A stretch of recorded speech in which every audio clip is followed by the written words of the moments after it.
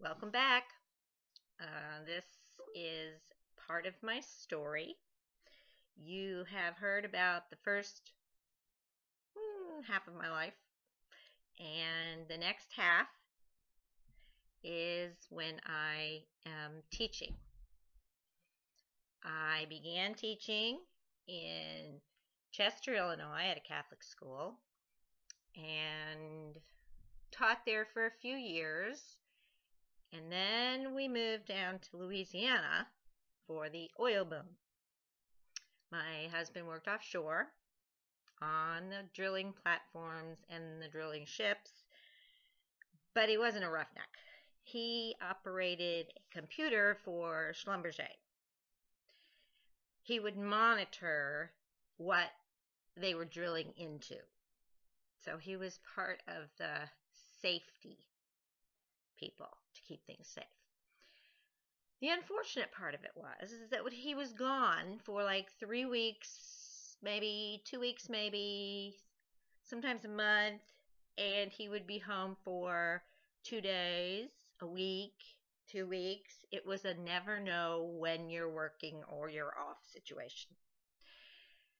And at this time, I had 2 kids because I had a little girl in 1982. And so I was working and taking care of 2 children by myself. I think this was the time when I was teaching in a Catholic school in Church Point, Louisiana, that I grew the most out of being an introvert into not being an extrovert. I still don't consider myself an extrovert, but at least out of the super shyness of not being able to take care of business. Because when you have 2 kids and you're working a job, if you don't take care of stuff, it ain't gonna get done. The only thing that I did not take care of were taxes.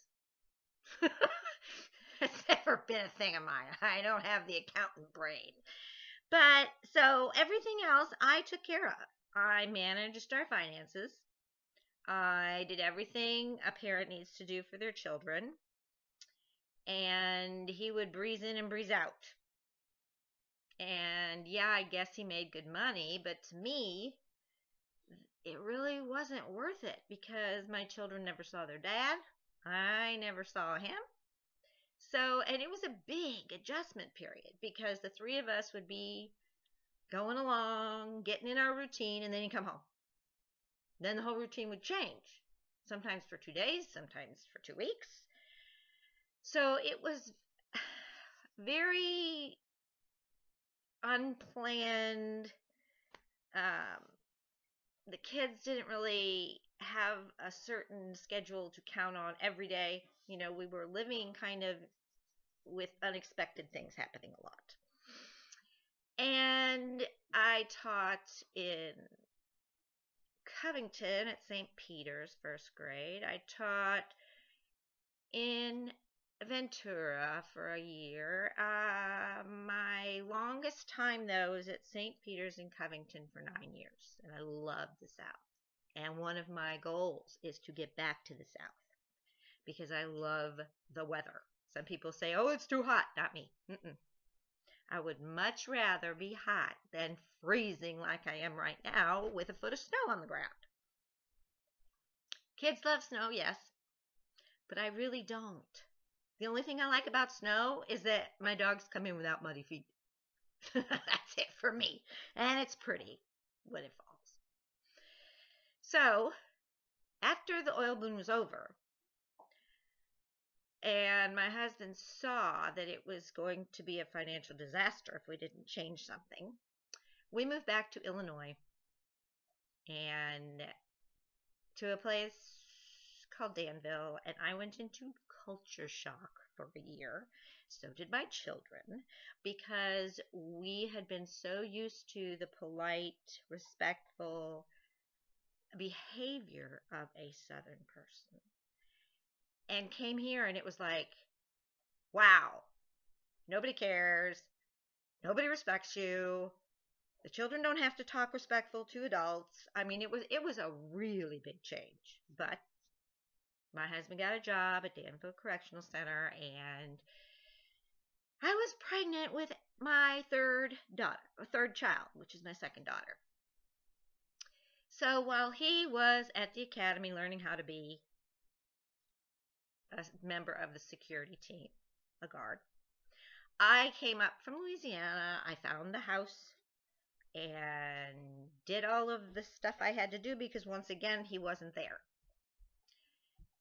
So when we moved into our house, it was end of July of 1989, and I had my third child in November of 1989. Hello, Zava. And I wasn't working because that was one of the conditions. I told him, I said, okay, you want to drag me back to Illinois. I am never going to the grocery store, and I'm not going to do taxes still. Well, of course, he said, all right. And it's true, I did not grocery shop. After he got out of the academy and he was working second shift, I didn't do the groceries. I don't like doing groceries. I just, to spend your hard-earned money to go in one end and out the other just does not thrill me. Okay? But whatever. Okay. So I started teaching the following year and taught second grade at St. Paul School in Danville. And I taught that for a few years, and then I had taught third grade. Now I taught second grade. And so I really wanted to see what came before that.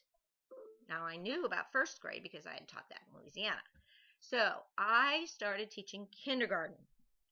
And then I would have this overall view of children 6 through 8, 9, depending on the child. And it really helped me put development on a track, a general track. And when there was a first grade opening, I took the first grade. And that's what I was doing up until August of 2014. And I was very well respected. I had a huge following of parents who requested to have their child in my class. And it was a private Catholic school, so they were paying tuition, and they believed they should be able to have a say where their child was.